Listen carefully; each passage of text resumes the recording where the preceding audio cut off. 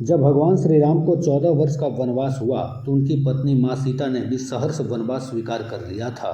परंतु बचपन से ही बड़े भाई की सेवा में रहने वाले लक्ष्मण जी भला कैसे पीछे रह सकते थे। माता सुमित्रा से तो उन्होंने आज्ञा पहले ही ले ली थी, परंतु जब पत्नी उर्मिला के कच्छ की ओर बढ़ रहे थे तो सोच रहे थे कि माँ ने तो आज्ञा दे दी, परंतु उर्मिला को कैसे समझाऊंगा, क्या कहूँगा। यदि बिना बताए जाऊँगा तो रो रो के उसका बुरा हाल हो जाएगा, और यदि बताया तो साथ जाने की भी जिद करने लगेगी। कहेगी कि यदि सीता जी अपने पति के साथ जा सकती हैं तो फिर मैं क्यों नहीं जा सकती। यही सोच विचार करके लक्ष्मण जी जैसे ही अपने कच्छ में पहुँचे तो देखा कि उर्मिला जी आरती की थाली लेके खड़ी थी और बोली, आप मेरी चिंता छोड़ दीजिए, आप प्रभु की सेवा में वन को जाइए, मैं आपको नहीं रोकूंगी। मेरे कारण आपकी सेवा में कोई बाधा न आए, इसलिए साथ जाने की जिद भी नहीं करूंगी। पत्नी का इतना त्याग और प्रेम देखकर लक्ष्मण जी रो पड़े। उर्मिला जी ने एक दीपक जलाया और विनती की कि मेरी इस आस को कभी बुझने मत देना। लक्ष्मण जी तो चले गए, लेकिन 14 वर्ष तक उर्मिला जी एक तपस्विनी की भांति कठोर तप करती रही। वन में भैया भाभी की सेवा में लक्ष्मण जी कभी सोए नहीं, परंतु उर्मिला जी भी अपने महलों के द्वार कभी बंद नहीं किए और सारी रात जाग जाग कर उस दीपक की लौ को बुझने नहीं दिया। मेघनाथ से युद्ध करते हुए जब लक्ष्मण जी को शक्ति लग जाती है और हनुमान जी उनके लिए संजीवनी का पहाड़ लेके लौट रहे होते हैं तो बीच में अयोध्या में भरत जी उन्हें राक्षस समझकर बाण मारते हैं और हनुमान जी गिर जाते हैं। तब हनुमान जी ने सारा वृतांत सुनाया कि सीता जी को रावण ले गया है, लक्ष्मण जी मूर्छित हैं। यह सुनते ही कौशल्या जी कहती हैं कि राम को कहना कि लक्ष्मण के बिना अयोध्या में पैर भी ना रखे, राम वन में ही रहे।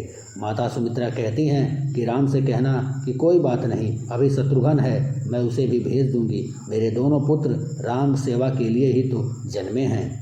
माताओं का प्रेम देखकर हनुमान जी की आंखों में आंसू आ जाता है, परंतु जब उन्होंने उर्मिला जी की ओर देखा तो सोचने लगे कि यह क्यों एकदम शांत और प्रसन्न खड़ी हैं, क्या इन्हें अपने पति के प्राणों की कोई चिंता नहीं। हनुमान जी पूछते हैं, हे देवी, आपकी प्रसन्नता का कारण क्या है। आपके पति के प्राण संकट में हैं, सूर्य उदित होते ही सूर्य कुल का दीपक बुझ जाएगा। उर्मिला जी का उत्तर सुनकर तीनों लोकों का कोई भी प्राणी उनकी वंदना किए बिना नहीं रह सकता। उर्मिला जी कहती हैं, मेरा दीपक संकट में नहीं है, वो बुझ नहीं सकता। रही सूर्योदय की बात तो आप चाहें तो कुछ दिन अयोध्या में विश्राम भी कर लीजिए, क्योंकि आपके वहाँ पहुँचे बिना सूर्य उदित हो ही नहीं सकता। आपने कहा कि प्रभु श्री राम मेरे पति को अपनी गोद में लेकर बैठे हैं, जो योगेश्वर राम की गोदी में लेटा हो काल उसे छू भी नहीं सकता। यह तो वो दोनों लीला कर रहे हैं। मेरे पति जब से बन गए हैं तब से सोए नहीं, उन्होंने न सोने का प्रण लिया था, इसलिए वे थोड़ी देर विश्राम कर रहे हैं, और जब भगवान की गोद मिल गई तो थोड़ा विश्राम ज़्यादा हो गया, वे उठ जाएंगे।